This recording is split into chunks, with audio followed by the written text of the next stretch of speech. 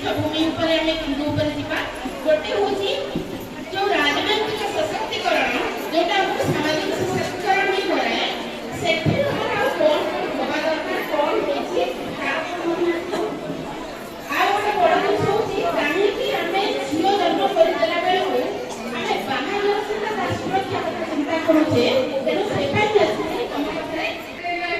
ଆମର ଧାନ ଘଟଣା ଘଟି ଯାଉଛି ମୁଁ ସେ ବିଷୟରେ କହୁଛି। ଆମର ଟିନେଜର୍ସ ଝିଅମାନେ ଯେଉଁମାନେ ଅଛନ୍ତି 13 ବର୍ଷରୁ 18 ବର୍ଷ ପ୍ରାୟ ଟାଇମ୍ ତାଙ୍କୁ ଆସୁଛି କି ବହୁତ ସାରା ଆସେ ଗାଁମାନଙ୍କୁ ଟିକେ ଅନୁରୋଧ କରୁଛି ଟିକେ ଧ୍ୟାନ ଦିଅନ୍ତୁ ସେ ବିଷୟରେ ଫ୍ରେଣ୍ଡଲି ବିହେଭ୍ କରନ୍ତୁ ଝିଅମାନଙ୍କୁ। ସେମାନେ କେମିତି ତୁମକୁ ସବୁ କଥା ତାଙ୍କର କହିପାରିବେ ତାଙ୍କ କ'ଣ କ'ଣ ଘଟୁଛି କି କ'ଣ କଲେଜ ଯାଉଛନ୍ତି ଟ୍ୟୁସନ୍ ଯାଉଛନ୍ତି ବାହାରକୁ ଯାଉଛନ୍ତି କ'ଣ ତାଙ୍କ ସାଙ୍ଗେ ଘଟୁଛି ତୁମେମାନେ ଯଦି ଫ୍ରେଣ୍ଡଲି ତାଙ୍କ ସହିତ ମିଶିବ ସେମାନେ କିଛି ବି ଭୁଲ ଷ୍ଟେପ୍ ନେବେନି କି ତୁମମାନଙ୍କୁ ଯାଇକି ଥାନାରେ ଘଣ୍ଟା ଘଣ୍ଟା ଧରି ବସିବାକୁ ପଡ଼ିବନି। ମୁଁ ତାଙ୍କୁ ସେମାନଙ୍କୁ ପ୍ରାୟ ଟାଇମ୍ କାଉନ୍ସିଲିଂ କରୁଛି ତ ସେମାନଙ୍କର କ'ଣଟା ମାନେ ଆକ୍ଚୁଆଲି ରହୁଛି କେଉଁଠି ତାଙ୍କର ଇଏ ରହୁଛି ବୁଝିଲା ମାନେ ତାଙ୍କ ମାଆ ମାନେ ବି ଫ୍ରେଣ୍ଡଲି ମିଶୁନାହାନ୍ତି ତାଙ୍କ ସହିତ ଯେଉଁଥିପାଇଁ କି ସେମାନେ ଏତେ ଭୁଲ ଷ୍ଟେପ୍ ସବୁ ନେଇକି ଯାଉଛନ୍ତି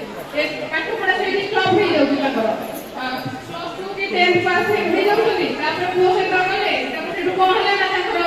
ମା ବାପା ମାନେ ନାଇଁ ନାଇଁ ଆମ ଝିଅକୁ ଆମେ ପାଠ ପଢ଼େଇବୁନି କ'ଣ ପାଇଁ ପାଠ ପଢ଼େଇବେନି ପାଠଟା ଯେମିତି ପଢ଼ିଲେ ସିନା ଆପଣମାନଙ୍କ ଭଳିଆ ସେ ବାହାରିବେ କିଛି କାମ କରିବେ ପାଠ ନ ପଢ଼ିଲେ କେମିତି ହବ। ମୁଁ ବାନ୍ଧାର ମ୍ୟାଡ଼ାମକୁ ଆମେ ଦେଖିଥିଲି ବର୍ଷ ତଳର କଥା କହୁଛି ଉଜାଲାରେ ଆମର ଅଛି ହଷ୍ଟେଲ ହୋମ୍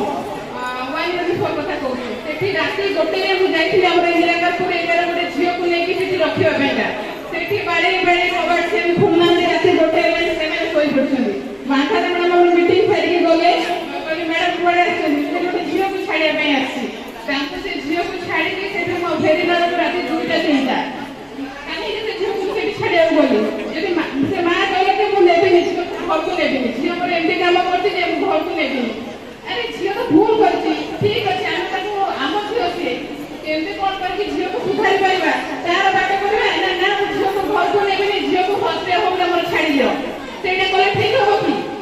ତ ନିଜେ ନିଜେ ନିଜେ ଟିକେ ସଚେତନ ହୁଅନ୍ତୁ ନିଜେ ଯଦି ଝିଅମାନଙ୍କ ସହିତ ଟିକେ ଫ୍ରେଣ୍ଡଲି ବିହେଭ୍ କରିବେ ଆକ୍ଚୁଆଲି ଝିଅମାନଙ୍କର କେଉଁଠି କମି ରହିଯାଉଛି କ'ଣ ପାଇଁ ଝିଅମାନେ ସେ ପାଠକୁ ଯାଉଛନ୍ତି ଯଦି ଦେଖିବେ ସେମିତି କିଛି ବି ଘଟଣା ଘଟେଇବନି ଆମ ଝିଅମାନଙ୍କୁ ଆମେ କେମିତି ଏମ୍ପାୱାରମେଣ୍ଟ କରିପାରିବା ପାଠ